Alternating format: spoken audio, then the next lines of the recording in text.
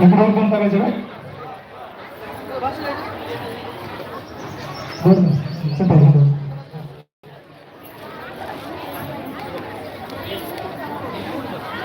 सांगा सर, सांगा सर, इथं पैसा ओके नाही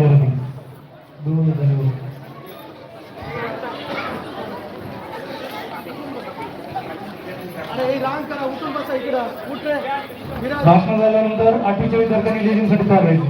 इकडे टाकून जर आवश्यकता वाटली तर दोन इकडे टाका, एक तिकडे टाका. पूर्ण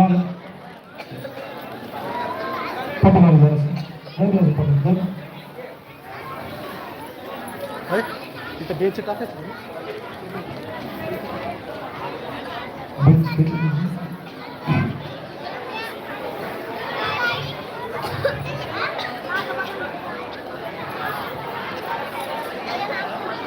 चला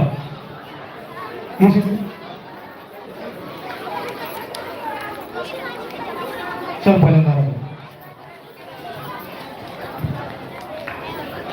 सर्वांना माझा नमस्कार. माझे नाव आराध्या अशोक पोटे आहे.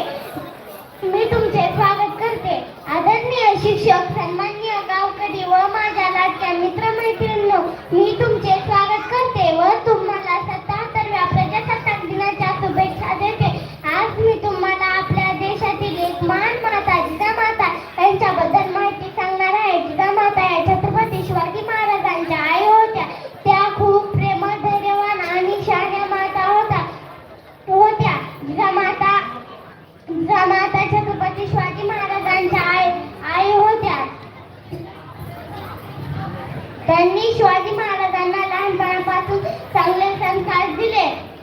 या महाराजांना रोज चांगल्या गोष्टी शिकवायच्या. त्यांना देवाच्या गोष्टी, विनाच्या गोष्टी आणि आपल्या देशाच्या गोष्टी सांगायच्या. त्या म्हणायच्या की नेहमी सत्य बोलले पाहिजे, प्रामाणिक राहिलं पाहिजे आणि सगळ्यांनी प्रेमाने वागलं पाहिजे असं सांगायच्या.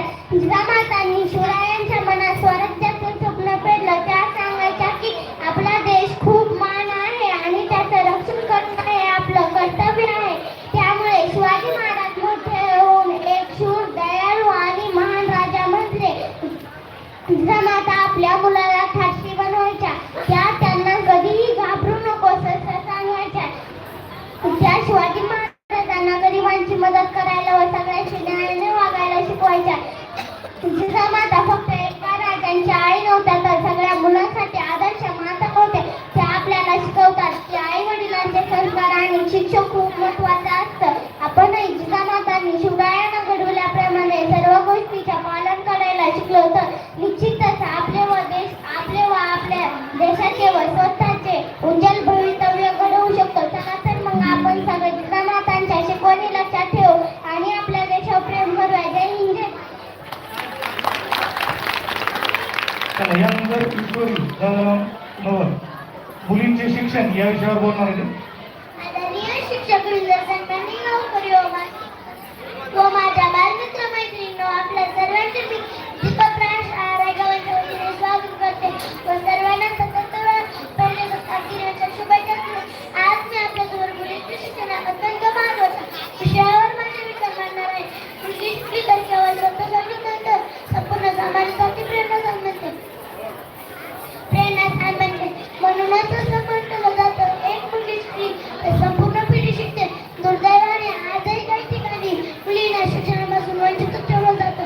लवकर लग्न, घरगुती कामाची जबाबदारी या चुकीच्या रूढी यामुळे मुलींच्या स्वप्न अर्धवट जातात. म्हणूनच विज्ञान, क्रीडा, प्रशासन, संरक्षण आणि राजकारणातही सर्व मुलींच्या शिक्षणामुळे शिक्षित आहे. चला, मुलगा आणि मुलगी म्हणजे कोणताही भेद न करता समान महत्त्व दिलं पाहिजे. शिक्षित मुलगी म्हणजे सशक्त कुटुंब, सशक्त समाज आणि सशक्त भारत. चला तर मग आपण मुलींच्या शिक्षणाला समान महत्त्व देऊ, उज्ज्वल भविष्य घडवूया. धन्यवाद. मुली